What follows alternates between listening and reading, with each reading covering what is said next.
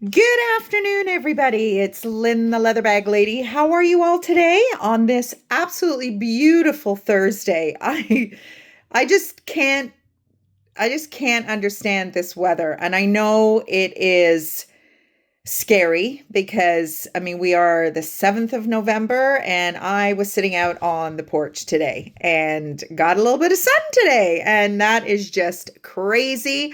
I will take it, but it's kind of scary. The world is a little topsy-turvy right now. Leather bag lady weather report. So today's bag is another one of the bags that I thought had renewed itself, and it didn't. So I had a bunch in a bag and I was just about to list. I had pulled two to list, and they are on my Etsy, in my Etsy shop, but this one isn't. So I'm not sure what's going on. But this is a really, really cute little bag. It's very different. So it's like a vinyl. Yeah, it's just like a kind of textured vinyl. And then we've got these beautiful leather elements. Now, the brand name is Gaucho. So Italian, I don't really know much about it. Inside, there's your branding, Gaucho. You've got a zipper compartment, made in China, of course. But it is an Italian brand. And just, beautiful rolled or beautiful seams, just another attestament to quality. Two zippers. It's just a great shape. It's almost like a little bit of a camera bag. One of these guys is missing. I would probably take this one off, but I won't do that. I'll let you do that if somebody thinks this little bag is for them. Beautiful double stitched strap. Does have a little bit of room for shortening if you want to put extra holes in it, you can. But just all these accent leather pieces are just beautiful. Very unique, very different little bag. If you're looking for something, it's really cute. I really, really like it. So that is today's bag.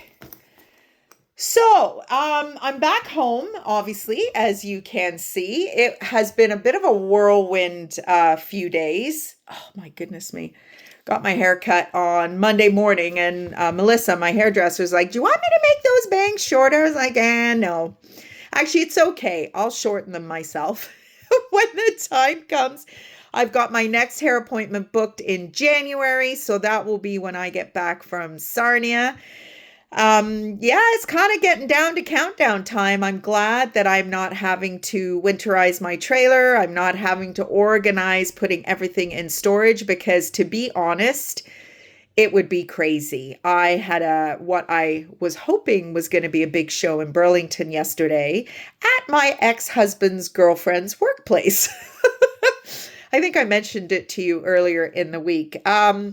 Was not the type of show that I'm used to there. They have not had a holiday market and since 2019. And it was a big, big day for me, but not yesterday. So the new protocol is that the staff only have to be in the office 50% of the time.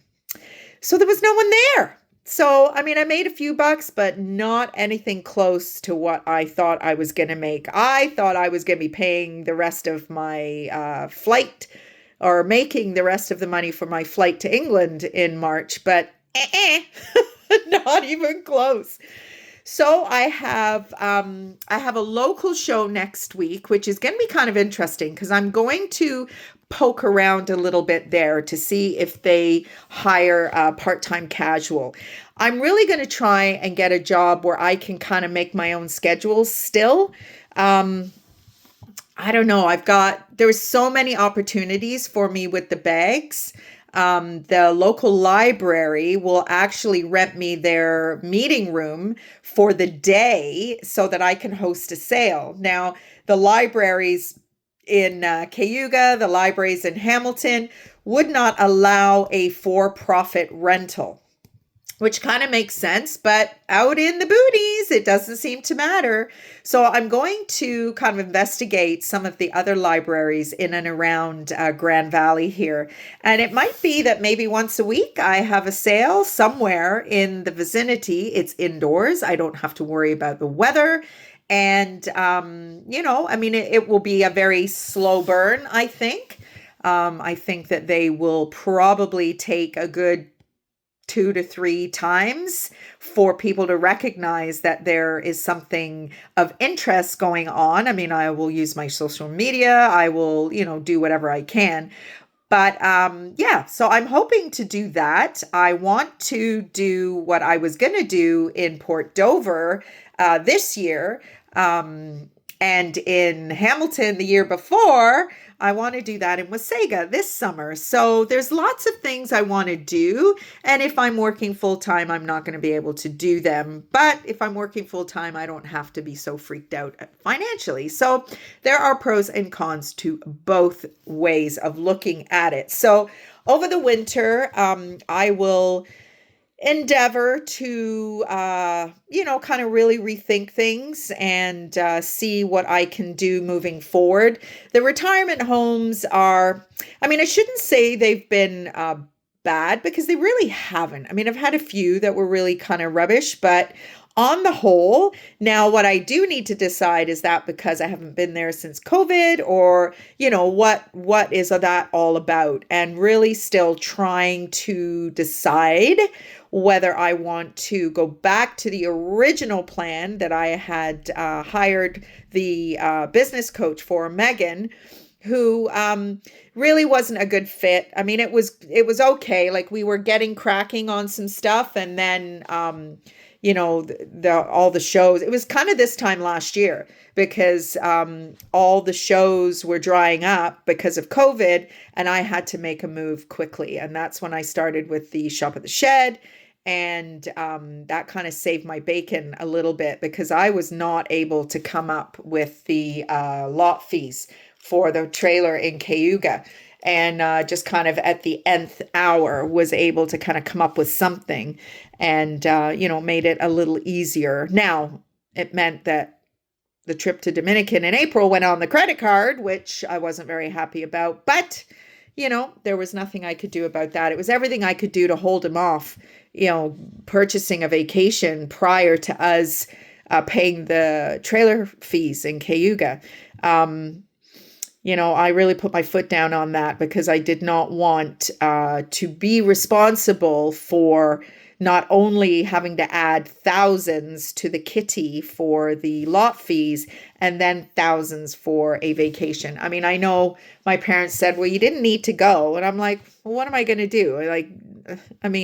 Am I not going to go? Like, I don't know. It was a tricky situation. For me, it was. For him, it wasn't.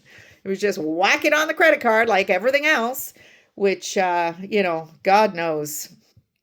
God knows what that all looks like now. I have no idea, but not my problem anymore. Well, I guess I shouldn't say that. Nothing's signed and sealed, but yeah, I still don't have a separation agreement, which is like, let's get that done, because I'm going to be gone soon. So if it doesn't get done before I go, then it doesn't get done before I go.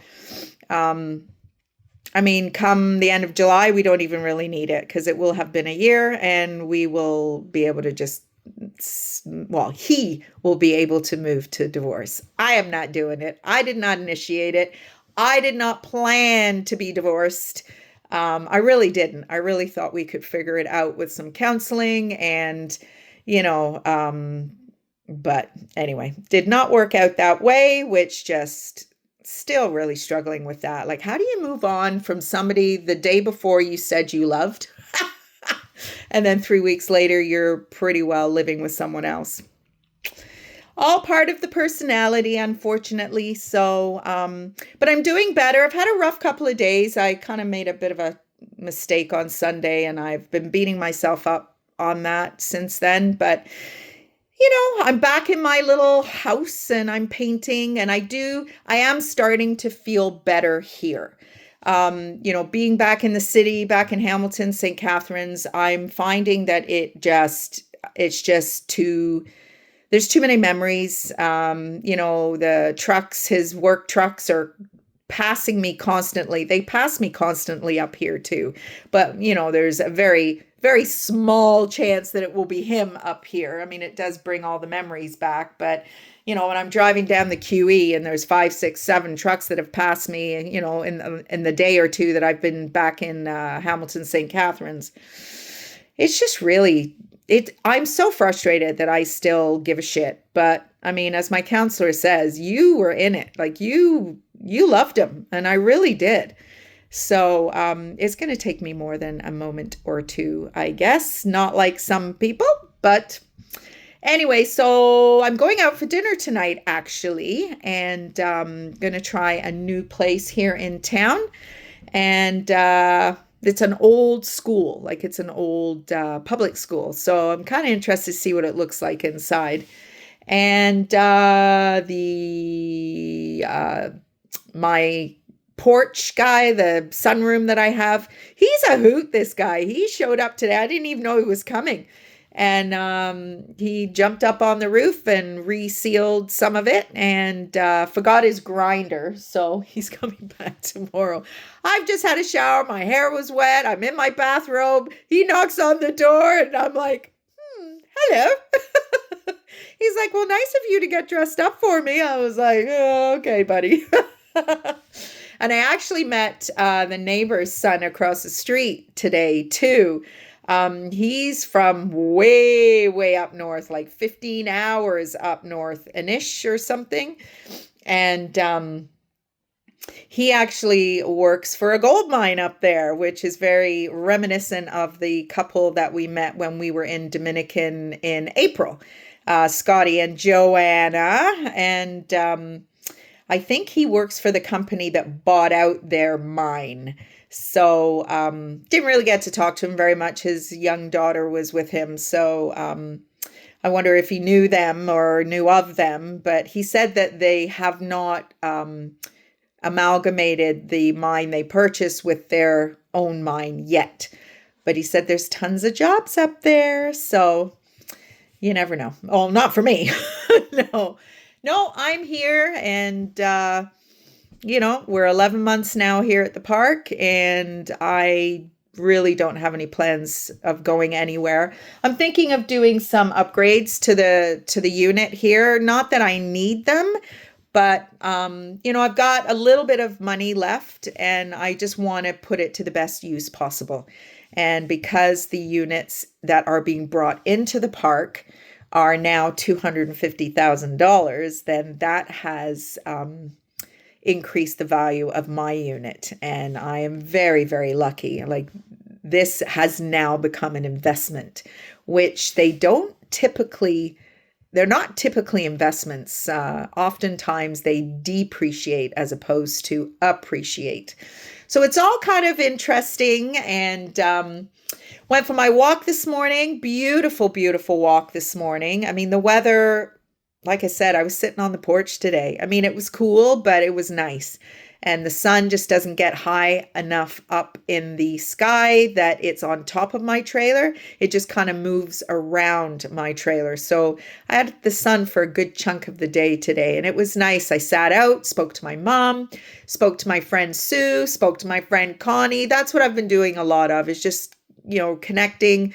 I mean, my girlfriends are all splitting with their guys too. So, they're kind of turning to me because I'm a little farther down the trail, but I'm like, don't turn to me. I'm still a freaking mess over this thing. So, I mean, driving home here yesterday, I just burst into tears, and it's just like, when is this gonna calm down a little bit? I mean, I know it's gonna take me a long time to get over it, but I don't want to be that person anymore. I really don't. I'm so over it. But I was married. He was my husband, and it meant way more to me than it did him, obviously.